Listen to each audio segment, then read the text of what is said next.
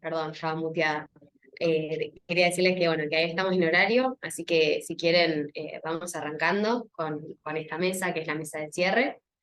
Bueno, esta mesa es la mesa que viene a cerrar todo el conversatorio que hemos desarrollado a lo largo de la tarde, de la mañana incluso también. La idea de la mesa es un poco versar sobre la temática de la afectación de derechos en el entorno digital.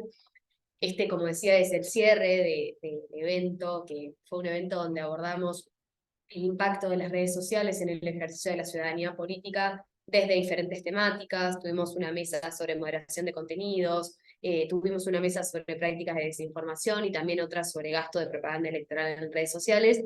Y bueno, la idea era un poco abrir este espacio, este diálogo, ¿no? Para reflexionar sobre una problemática más general como es la afectación de derechos en el entorno digital. Vamos a contar con la presencia de dos oradores, que es un lujazo, la verdad, tenerlos para esta mesa de cierre.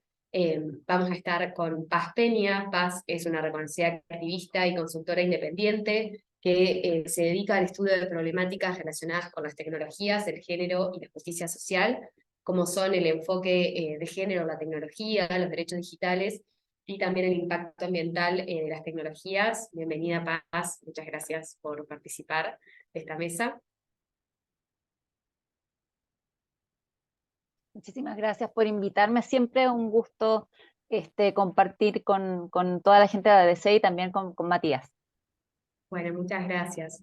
Y bueno, también lo tenemos a Matías Di Santi. Matías es director de medios de Chequeado. Chequeado es una organización no gubernamental argentina que busca aportar a la mejora de la calidad del debate público, verificando discursos, ¿no? Apelando a la lucha contra la desinformación y promoviendo también el acceso a la información y la apertura de los datos para fortalecer el sistema democrático. Así que bueno, muchas gracias Matías también por acompañarnos.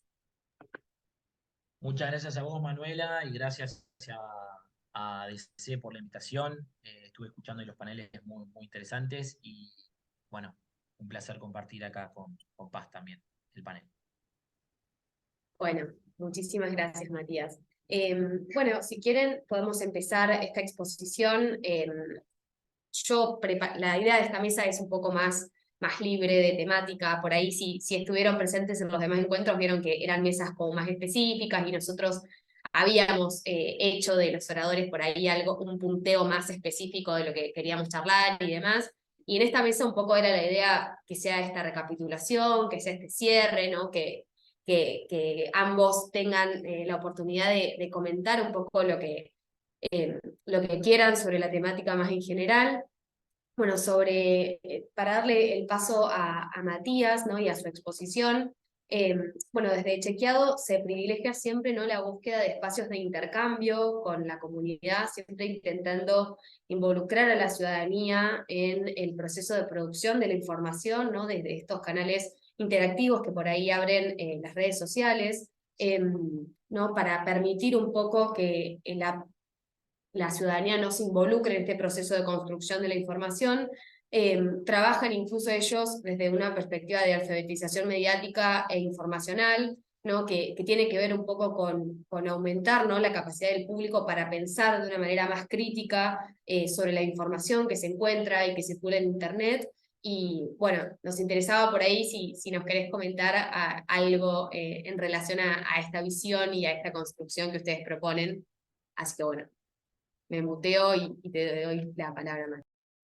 Bueno, totalmente, Manuela. Mirá, la verdad cuando pensaba en el nombre de este seminario y cómo la desinformación puede impactar en todo lo que es la, la ciudadanía política, sí, en Chequeado nosotros tenemos, digamos, varias estrategias para luchar contra la desinformación y la ciudadanía está en el centro de lo que nosotros hacemos.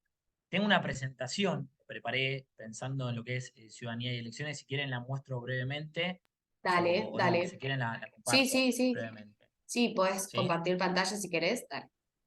Es muy breve, básicamente, pero respecto de lo que vos planteabas recién, nosotros tenemos una interacción muy fuerte con la ciudadanía que tiene que ver con eh, escuchar a la ciudadanía. ¿Y cómo lo hacemos? Bueno, escuchamos a la ciudadanía de diferentes maneras a través de diferentes canales en los cuales queremos saber qué están consumiendo y a qué tipo de desinformaciones pueden estar expuestos. O mejor dicho, a qué tipo de desinformaciones puede estar expuesta la ciudadanía, ¿no? Nosotros tenemos un sistema de monitoreo en donde día a día vamos monitoreando lo que circula en todas las redes del grupo de Meta, los chats de mensajería instantánea, en Twitter y en otras plataformas como TikTok o YouTube, y vamos viendo qué es lo que está circulando ahí, pero además tenemos diferentes canales de comunicación con la ciudadanía, como por ejemplo la plataforma de chequeo colectivo, donde la ciudadanía nos puede pedir que chequeemos algo y puede saber en qué estado está eso que pidió.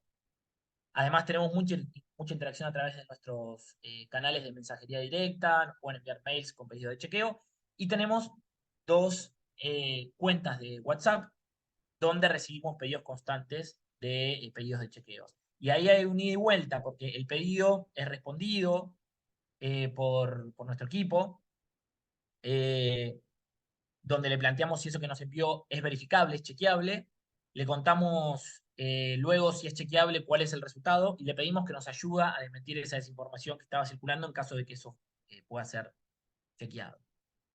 Al mismo tiempo, cuando eso no puede ser verificado, también se lo decimos. Y esto funciona muy bien, sobre todo en etapas electorales, en las cuales la desinformación prolifera, crece, o cuando hay algún momento de crisis o de algún vacío informativo por algún hecho que ocurrió en la sociedad, básicamente. Esa es la interacción que nosotros tenemos con la ciudadanía. Al mismo tiempo, como vos bien decías recién, el área de educación de Chequeado trabaja muchísimo con lo que es el concepto de alfabetización mediática informacional, con 2 públicos objetivos predilectos, que son los periodistas y los docentes, que son quienes nos pueden ayudar a fomentar el pensamiento crítico.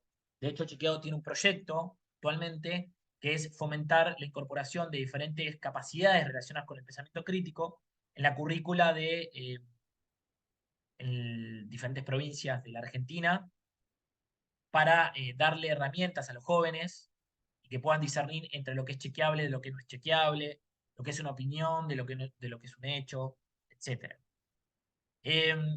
Básicamente a mí lo que me interesaba mostrar de esta presentación es el fenómeno de la desinformación. Es un fenómeno que tiene, yo diría, diferentes motivaciones. ¿Lo ven ahí? ¿Están viendo? ¿La presentación se ve? Sí, sí, perfecto. Yo diría que hay motivaciones monetarias, motivaciones de convicción y motivaciones que tienen que ver con la ignorancia. Es decir, no hay una motivación específica, una intencionalidad específica. Y ahí pienso en la ciudadanía. Muchas veces cuando uno piensa en ciudadanos que son víctimas de la desinformación o contribuyen a proliferar la desinformación, el fenómeno de la desinformación, en la cual ahora voy a hablar mínimamente en un ratito respecto de cómo juegan las plataformas en este ecosistema, qué es lo que están haciendo las plataformas. Me pareció muy interesante lo que decía Gustavo Gómez hoy a la mañana respecto de lo que están haciendo con su política de moderación de contenidos. Los ciudadanos muchas veces no tienen las capacidades, no tienen el tiempo para poder discernir diferentes desinformaciones que circulan en el debate público. Entendida las redes sociales también como parte de ese debate público, dado que hoy la mayor parte de la información que consumimos lo hacemos a través de las redes sociales, en donde hay una mezcla de redes sociales, entretenimiento, contactos interpersonales, etc. Y la verdad es que para nosotros es muy importante conocer las motivaciones detrás del fenómeno de la desinformación para poder implementar estrategias más efectivas. Porque la verdad es que no es la misma estrategia que aplicamos para una motivación monetaria que aquella que tiene que ver con una convicción o un sesgo ideológico, que aquella que tiene que ver con la ignorancia. Nosotros con la ciudadanía trabajamos mucho otorgándoles herramientas para que puedan discernir esto, y sobre todo para que apliquen algo que tiene que ver con cambiar la lógica que tienen las redes sociales, que es, la lógica de las redes sociales es, yo pertenezco a una red social, con el solo hecho de pertenecer, tengo que compartir por estar en la red social. Me llega algo y lo comparto. En donde además se involucra este famoso concepto que tiene que ver con la neurociencia, que es el sesgo de confirmación. Es decir, me llega algo a través de mis contactos interpersonales, mi familia, mis amigos, o que confirma mi mirada de la realidad, y lo comparto sin dudar. Desde Chequeado lo que estamos haciendo con la ciudadanía es trabajar con diferentes mecanismos, diferentes guías, diferentes talleres, cursos y más, que tienen que ver con modificar eso, y es hacer una pausa. Cuando uno recibe algo, hacer una pausa, y pensar antes de compartir. Sobre todo, hoy diría que ese es el gran impacto que está teniendo el fact-checking, a pesar de que todavía estamos muy por detrás del fenómeno de la desinformación, porque una desinformación circula 7 veces más que una desmentida. Hay que seguir mejorando muchísimo. Bueno, ¿qué pasa en época de elecciones? Porque en realidad la ciudadanía política está muy relacionada con la etapa electoral, sobre todo en países como la Argentina, donde se mezcla el tema de la desinformación, las elecciones, y juega mucho el tema de la ciudadanía política. Desde Chequeado nosotros elaboramos una guía que tiene que ver con cómo contrarrestar la desinformación electoral, que tiene que ver con la motivación de la cual les hablaba antes, la motivación política, la motivación ideológica. Y lo que vemos en periodos electorales es que hay muchas desinformaciones y las logramos, digamos, establecer, agrupar las desinformaciones en diferentes casos, ¿no? Entonces tenemos desinformaciones que tienen que ver con irregularidades en el proceso electoral, donde se denuncia fraude. Esto aparece en la Argentina y en otros países de América Latina también. Comento esto porque en Argentina en breve estamos entrando en un periodo electoral. En segundo lugar, hay un caso que tiene que ver con bueno, el fraude que organizan las autoridades. Aparecen personas fallecidas en los padrones, comparte una desinformación. En cuarto lugar, tenemos esta desinformación que habla de que hay personas que no están habilitadas para votar y votan.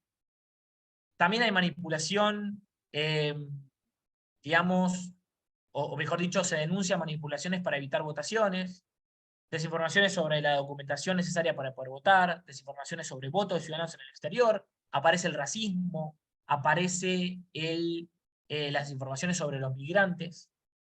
Bueno, en octavo lugar, desinformaciones que intentan generar caos el día de las elecciones. En noveno lugar, las falsas encuestas que circulan. Y en décimo lugar, las falsas declaraciones de candidatos. De hecho, estamos viendo que hay un formato desinformante que está circulando cada vez más, que es utilizar estéticas de medios de comunicación, logos, estéticas que tienen que ver con la letra, que podría utilizar un medio de comunicación, cambian, o sea, utilizan esa misma estética, cambian la imagen y tuitean frases falsas de candidatos o políticos que en realidad nunca se dijeron. Ante estas desinformaciones, ¿cómo atacamos la desinformación de Chequeado? Bueno, yo les quería contar estas dos estrategias y ya voy a cortar porque no me quiero extender mucho con mi tiempo, Manuela. ¿Vengo bien de tiempo? ¿Estamos bien? Bueno, ¿cómo Sí, atacamos sí, la perfecto. desinformación? ¿Cómo atacamos la desinformación? Con proyectos colaborativos. Lo que planteamos nosotros es que hay que unirse para colectivamente desmentir desinformación. ¿Por qué? Porque llegando, digamos, haciendo un trabajo en conjunto y trabajando con los medios de comunicación, lo que podemos hacer es llegar a diferentes públicos. Porque los medios de comunicación que pueden formar parte de proyectos colaborativos tienen diferentes líneas editoriales, tienen diferentes públicos y tienen diferentes llegadas. Es decir, podemos hacer un trabajo transversal en cuanto a audiencias. Una de las formas en las cuales nosotros trabajamos es Reverso, que es una alianza que encabezamos junto con AFP en el año 2019, en el año 2021 solamente desde Chequeado. Es una alianza en la cual medios de comunicación y empresas de tecnología se comprometen digamos, a integrar, y en el marco de esa integración se comprometen a luchar contra la desinformación durante las elecciones. ¿Qué quiere decir esto? No generar desinformación, no compartir desinformación y difundir aquellas desmentidas que elabora la alianza. ¿Sí? Es un mecanismo que tiene mucho impacto porque realmente es una alianza que permite hacer algo federal. Es algo que no solo se ha hecho en la Argentina, se ha hecho en México, se ha hecho en Estados Unidos, se ha hecho en la India, se ha hecho en otros países de América Latina también, como por ejemplo Perú. Y por ejemplo, estamos trabajando con organizaciones de fact-checking de Chile que tienen una vocación de poder hacer este tipo de proyectos. El segundo proyecto es el proyecto colaborativo de Fact Chequeado. Ustedes dicen, ¿qué es Fact Chequeado? Bueno, Fact Chequeado es un proyecto que tiene Chequeado junto con Maldita, que es un sitio español. Es un sitio que se ha lanzado en España. Perdón, es un sitio que se ha lanzado en Estados Unidos, entre Argentina y España, es decir, España, la representante de España, el medio representante de España es Maldita y el medio representante de Argentina es Chequeado. El proyecto existe en los Estados Unidos y está dirigido a la comunidad latinoamericana, a la comunidad de latinos, mejor dicho, en los cuales también hay latinoamericanos en Estados Unidos, para luchar contra la desinformación en español. Porque estamos viendo que hay muchas desinformaciones que aparecen en la región que provienen también de los Estados Unidos. Entonces, queremos también colaborar y unirnos para luchar contra la desinformación que circula en los Estados Unidos. Y como última diapositiva, les quería contar que además de esto que hacemos, de escuchar a la ciudadanía, trabajar con la ciudadanía y generar proyectos colaborativos para desmentir desinformaciones y llegar a diferentes audiencias con diferentes escalas, atacamos la desinformación de otras maneras también, como por ejemplo con campañas públicas para que se conozca más sobre el fenómeno. Hacemos alianzas específicas cuando hay momentos de crisis o incertidumbre donde la desinformación prolifera, como por ejemplo durante toda la pandemia del coronavirus.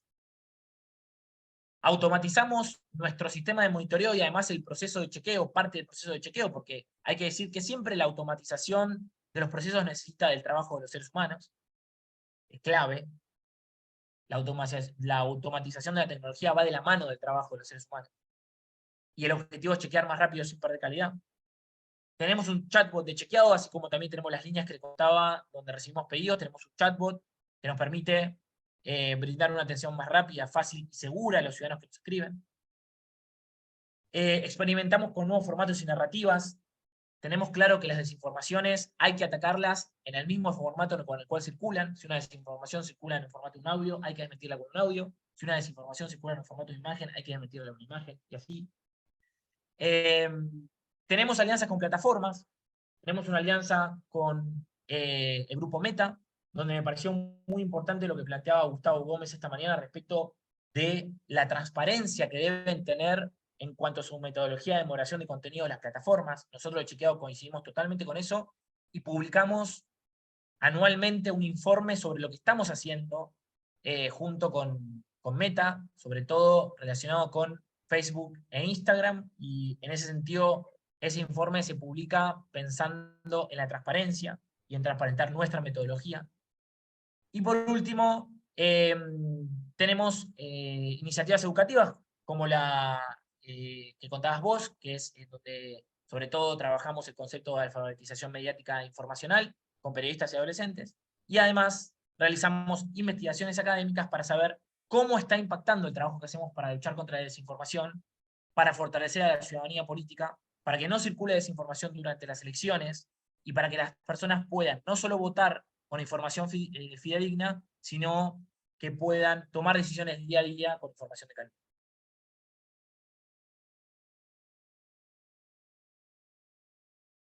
Buenísimo, bueno, muchas gracias Matías por tu exposición. La verdad que entendemos y realmente queremos también desde la ADC que poder capacitar a los ciudadanos en cómo acceder, en cómo evaluar, en cómo usar la información de una manera más crítica es sumamente importante, así que me parece muy bueno que hayas podido compartir con nosotros todas estas iniciativas y nada, me invita a seguir pensando, ¿no?, en esto de poder justamente abrir el diálogo, que era nuestra idea en este panel.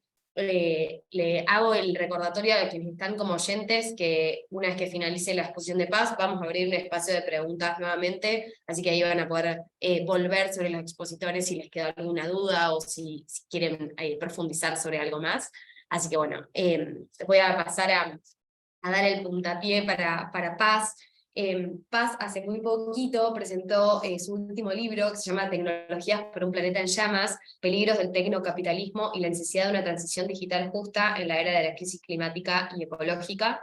Es una reflexión sumamente interesante para pensar dos tendencias que están en su estrecho relacionamiento, que son el avance tecnológico y el avance del cambio climático. Y también me interesa el concepto, ¿no?, de transición digital justa. Me parece un concepto sumamente interesante para pensar justamente el rol de las tecnologías de la información en la crisis ambiental, atendiendo justamente a la afectación de los derechos de la ciudadanía. Así que bueno, Paz, sin más, te doy la palabra.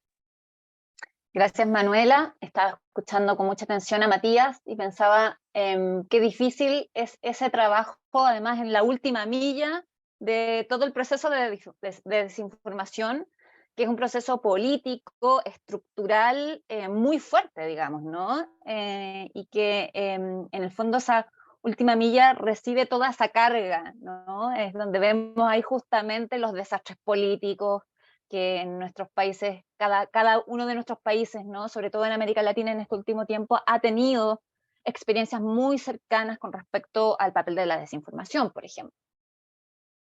Yo, efectivamente, y tiene que ver un poco también con el libro que tú nombrabas, Manuela, que se publicó hace muy poquito, que si bien tiene que ver con tratar de extender puentes hacia la crisis climática y cuál es el rol de la tecnología digital en eso, que por lo demás, a propósito de desinformación, tiene un rol muy importante respecto a la desinformación climática y otros tipos de campañas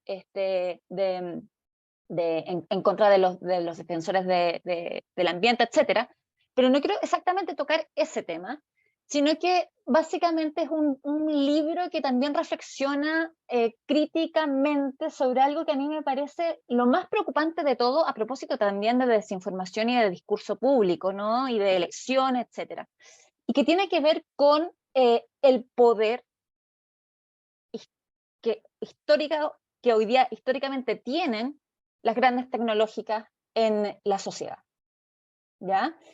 Y yo lo planteo en el libro, digamos, básicamente como un peligro también porque se está hablando mucho a propósito de la discusión geopolítica entre Estados Unidos, Europa y China, ¿no? Se está hablando mucho a propósito de la transición a las energías verdes, hacer una transición gemela, que esté, digamos, totalmente relacionada con la transición a energías verdes, que se llama la transición digital, ¿no? Con esta idea de que la tecnología digital es la única que nos va a permitir eficientar el uso de energía y, por lo tanto, apalancar la transición a las energías verdes. Pero eso significa, si uno lo piensa bien, es un proyecto geopolítico de aumentar la digitalización en toda industria, ¿no? Y por lo tanto hacer un espacio también productivo a todos esos lugares donde las grandes tecnológicas todavía no habían llegado o no estaban llegando, ¿no? Entonces, tiene que ver también con un peligro inminente de aumentar ese poder de las grandes tecnológicas, porque además hay que comprender muy claramente que hoy día ya la Internet y, bueno, en general, ¿no? La industria tecnológica está muy concentrada, ¿no? El capital financiero termina siempre concentrando a los grandes jugadores, y hoy día las inversiones tecnológicas no las puede hacer cualquier empresa digital, digamos, que esté en la esquina de mi casa o incluso una a nivel nacional. Hoy día, por ejemplo, si uno piensa en términos de la estructura, de la infraestructura de Internet, esa infraestructura es totalmente privada y los dueños, la mayoría de esos dueños son las Big Tech, ¿no? Entonces, el problema que hoy día Chequeando tiene en la última milla es un problema mucho más profundo, ¿cierto? ¿No? Que incluso empieza con la misma infraestructura que hace posible la Internet y la digitalización, ¿no? Entonces, a mí me parece muy importante reflexionar más que nunca con respecto al poder que le estamos dando a las grandes tecnológicas en todo orden de cosas, incluso, por cierto, el poder que tienen en la opinión pública y en la posibilidad de diferenciar qué es lo que se puede decir con lo que no se puede decir privadamente, by the way, ¿no? Y yo creo que es súper interesante ver, por ejemplo, o analizar la compra que hizo Elon Musk de Twitter. Que uno podría decir, ¿es un negocio o no es un negocio? Twitter estaba un poquito ya con su alita caída, a propósito de pájaro, ¿no?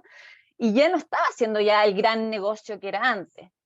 Mucha gente, de hecho, dice que a propósito de las nuevas reglas que está poniendo Elon Musk a propósito de cobrar, qué sé yo, por el blue check y no sé qué, que tampoco está haciendo un gran negocio, en fin, ¿no? Pero me parece interesante analizar esa compra porque me parece muy parecida a las compras que se tienen sobre los medios de comunicación. Es decir, que son compras ideológicas, básicamente. Son compras para ganar opinión pública, todos los medios de comunicación un día están bien, la mayoría siempre están mal, nadie compra los diarios, nadie qué sé yo, ya la inversión sí, en publicidad está ahí, pero siempre están a maltraer, ¿no? Y sin embargo, siempre viven, ¿no? Porque finalmente los medios son una inversión ideológica. A veces el tipo que lo compra sabe que va a perder dinero, pero ese no es un punto, digamos, ¿no? El punto es justamente poder tener un poder sobre lo que se dice públicamente. Y a mí me parece muy interesante pensarlo así también con la compra de Twitter de Elon Musk, ¿no? ¿Cuál es allí? ¿Qué es lo que está comprando Elon Musk ahí? ¿Está comprando un paquete publicitario o está comprando también la posibilidad de tener una cierta hegemonía a nivel planetario respecto al discurso público? Y ahí entonces uno tiene que empezar a preguntarse, upa, ¿no? Porque este tipo, pero puede ser este o otra Big Tech, estamos hablando de 24 o 25 empresas a nivel mundial que tienen la capacidad hoy día de inversión respecto a la digitalización, la mayoría norteamericanas, algunas europeas, algunas chinas también, pero la mayoría norteamericanas. Estamos hablando de empresas que tienen ese poder, no solamente, por ejemplo, Elon Musk, ¿no? No solamente tiene el poder hoy día en el discurso público planetario, pero también hoy día es uno de los grandes proveedores de la digitalización verde, ¿no? A propósito, ¿no? De los vehículos eléctricos que él en el fondo produce, ¿no?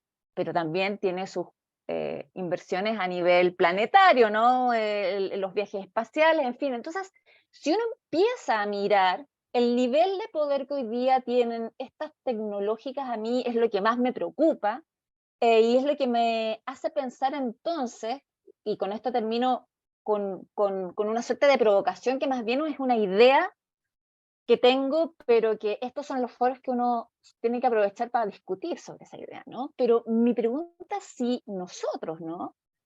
Como activistas, sociedad civil, etcétera, que están mirando el tema de la desinformación en particular, ¿no? O del poder que tiene los social media en el discurso público, si el enfoque de derechos es suficiente. Y yo tengo la idea de que no es suficiente, de que nos estamos perdiendo en la especificidad, la discusión real que tiene que ver con el poder. Creo que evidentemente es súper importante la idea de legislar, ¿no? O la idea de encontrar un marco legal respecto a estos problemas. De hecho, estamos enfrascados en esa discusión hace, qué sé yo, 15 años, ¿no? Y va la discusión de un lado para otro, unos dicen que sí, que hay que legislar, que hay que regular, etcétera, otros dicen que no, porque, bueno, el discurso público es muy delicado, etcétera, y uno va como en esa discusión eterna, digamos, ¿no?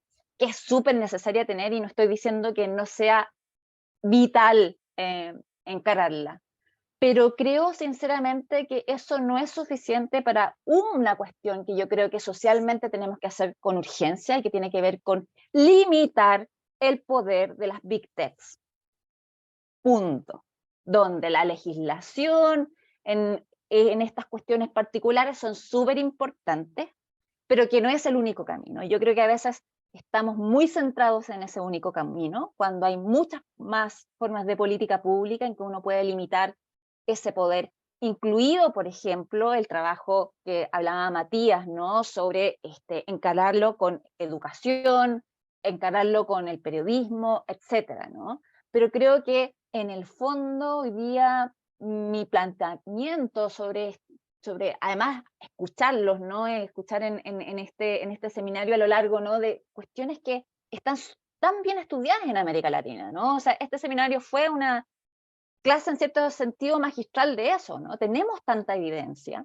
Creo que entonces, tomando esa evidencia, creo que es el tiempo de tomar el próximo paso y empezar a ver cómo, desde América Latina, que además es un papel difícil, ¿no? Somos países pequeños, etcétera, etcétera, pero cómo desde ahí podemos, de hecho, pensar en la limitación de ese poder. Ahora, por supuesto, además es todo mucho más difícil considerando que el escenario que estamos hoy día, a propósito de desinformación, no tiene que ver necesariamente con la aparición de las redes sociales, sino que estamos, y a veces nos olvidamos de eso, ¿no? Estamos en un contexto de crisis mayor, mundial, sobre todo del mundo occidental, ¿no? Donde este proyecto moderno está totalmente tensionado, ¿no? Y donde efectivamente las instituciones ya no tienen credibilidad, han perdido su estatus social, que era fantasioso, todo lo que tú quieras, pero en un poco nos ordenaba en el mundo, ¿no? Y que además tiene esa crisis tiene una correlación, a mi juicio, muy clara desde los años 80, 90, con esta pérdida de la frontera entre lo público y lo privado, ¿no? Y donde ya lo privado tiene un estatus especial a la hora de definir qué es lo público y qué es el bien común, incluyendo, por cierto, estas grandes corporaciones financiando a los políticos, financiando o haciendo un laissez-faire, digamos, en sus propias redes para publicidad política, etcétera, ¿no? Entonces la cuestión es difícil, por cierto.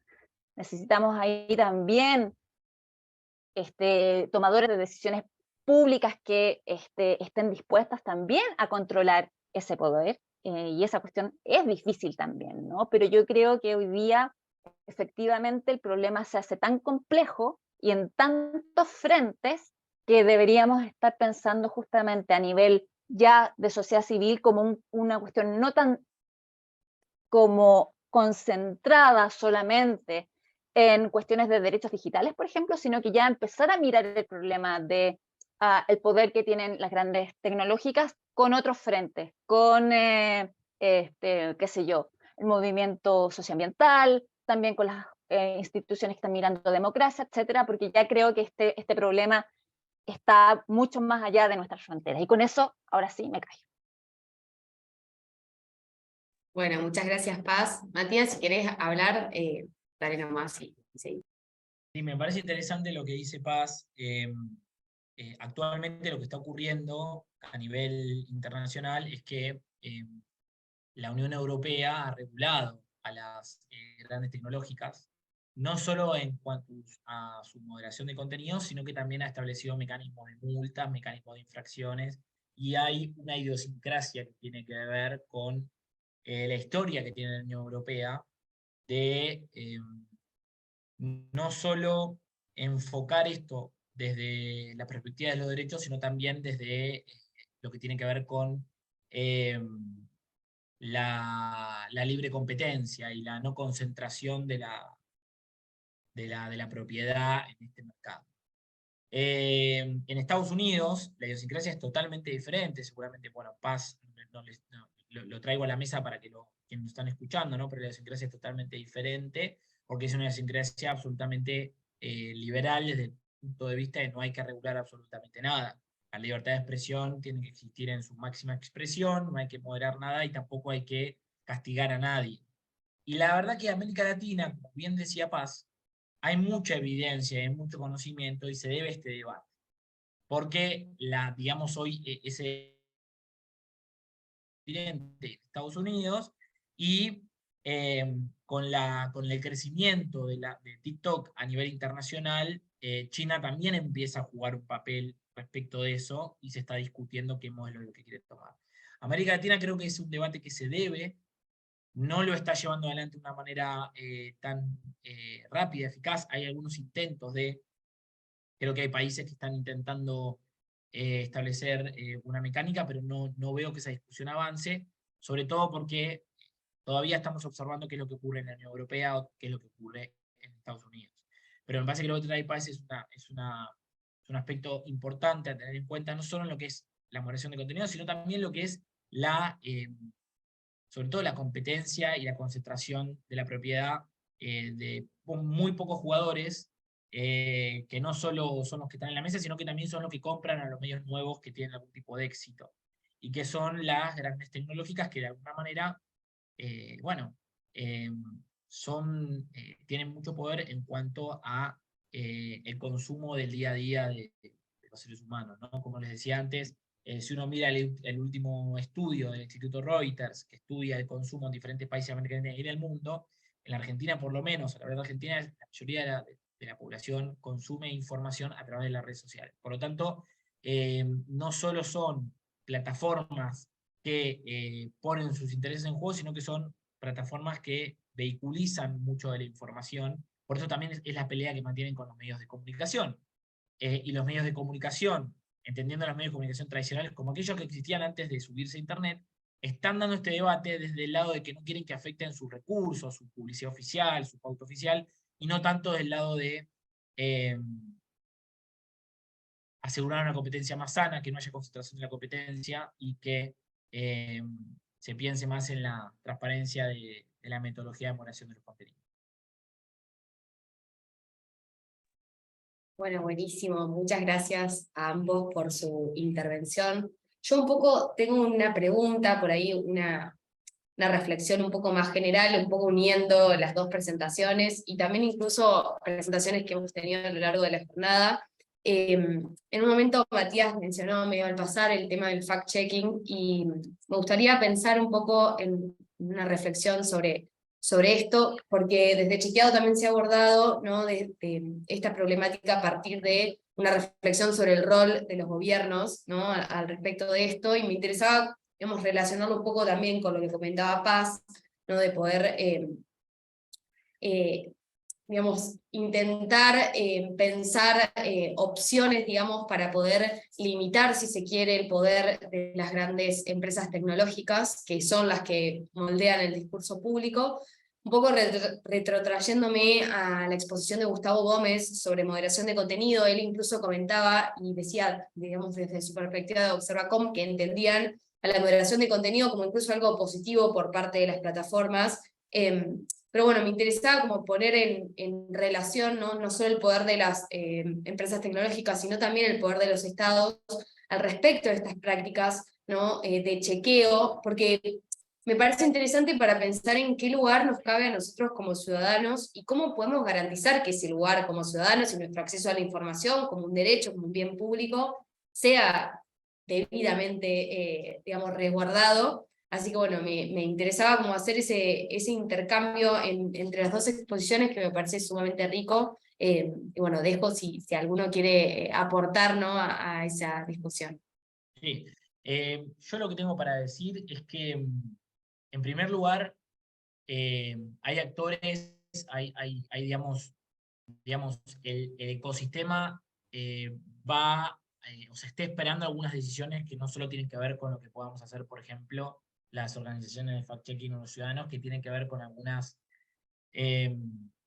decisiones, por ejemplo, de normativas. En el caso de la Argentina, la Corte Suprema de Justicia todavía tiene que fallar respecto de la responsabilidad de quién es el responsable en la moderación de contenido, si la casa matriz de una empresa, si la sede local de esa empresa. Todavía la Corte Suprema no ha fallado.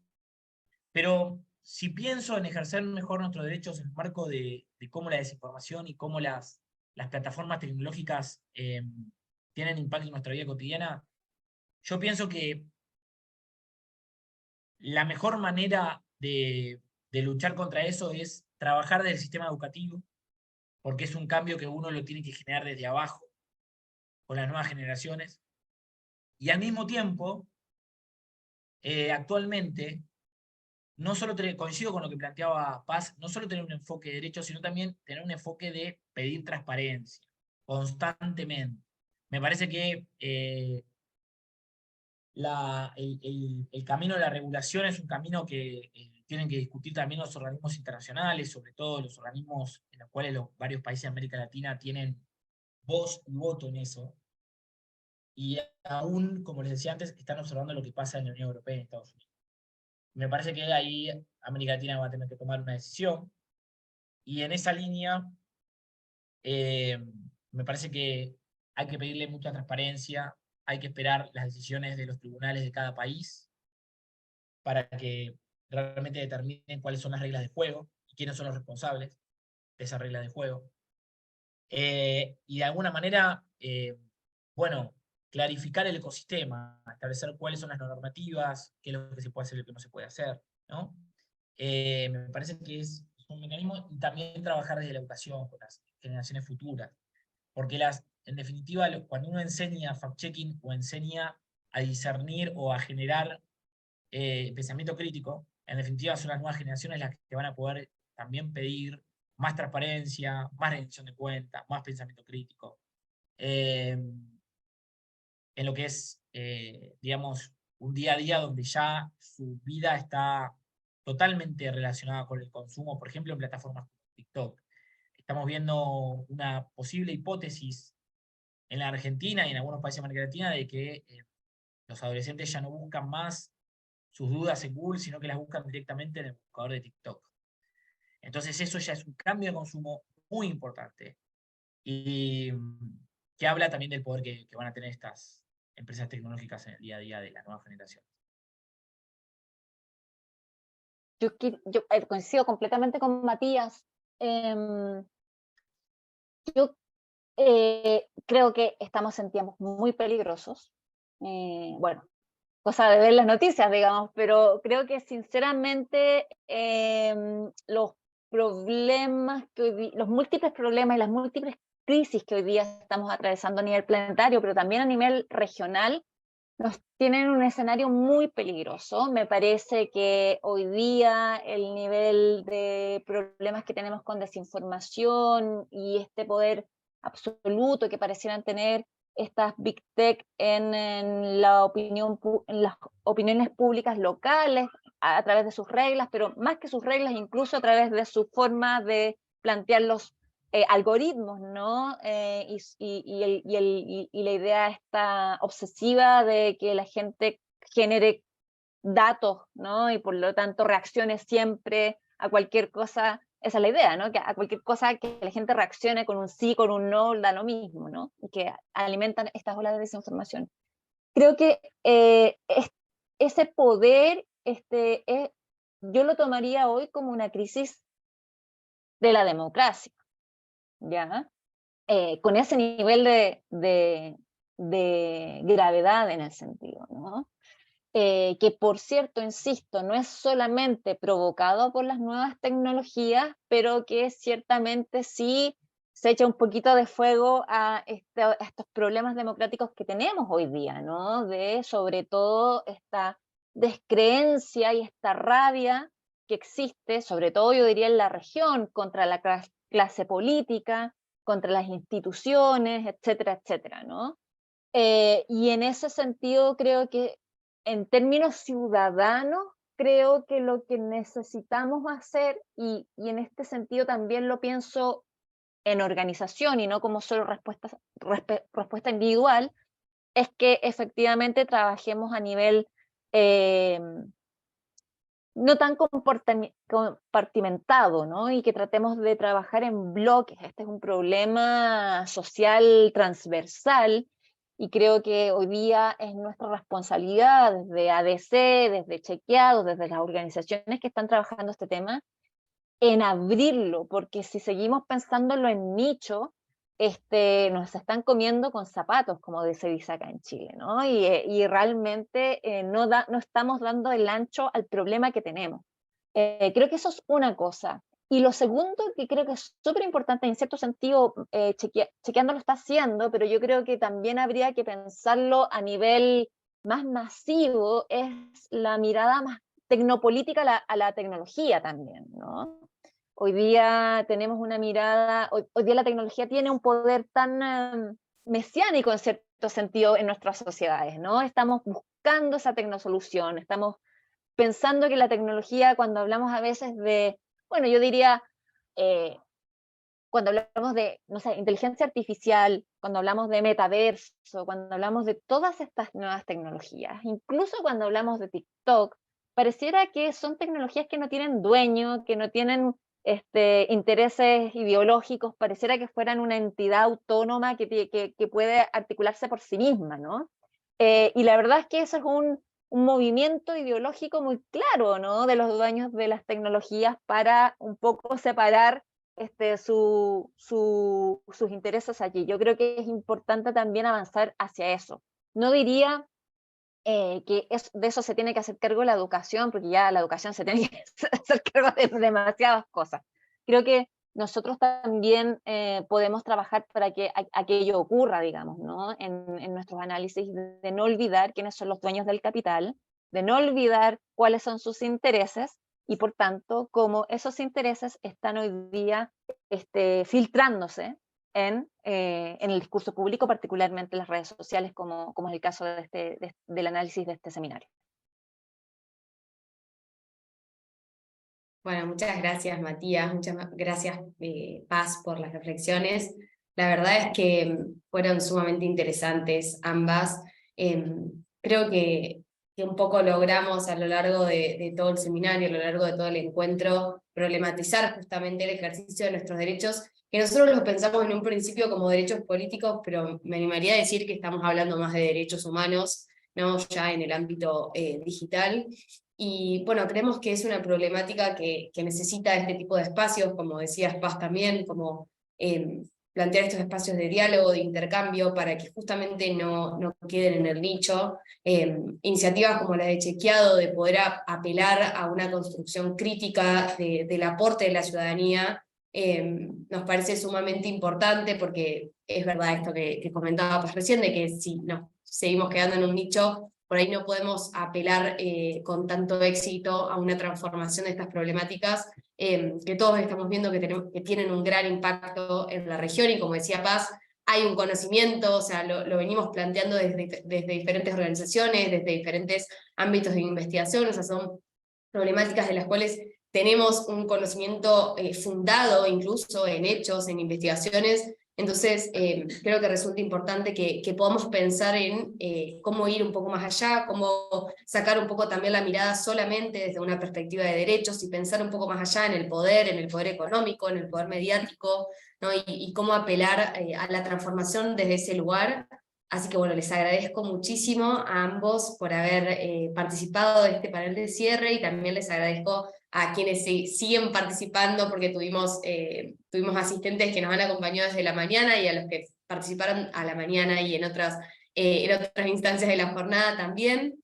Estamos muy contentos, la verdad, hemos tenido una gran convocatoria, y nos han acompañado organizaciones de toda la región y representantes de diferentes organizaciones de la sociedad civil y también del ámbito de la investigación, así que estamos muy, muy contentos con eso.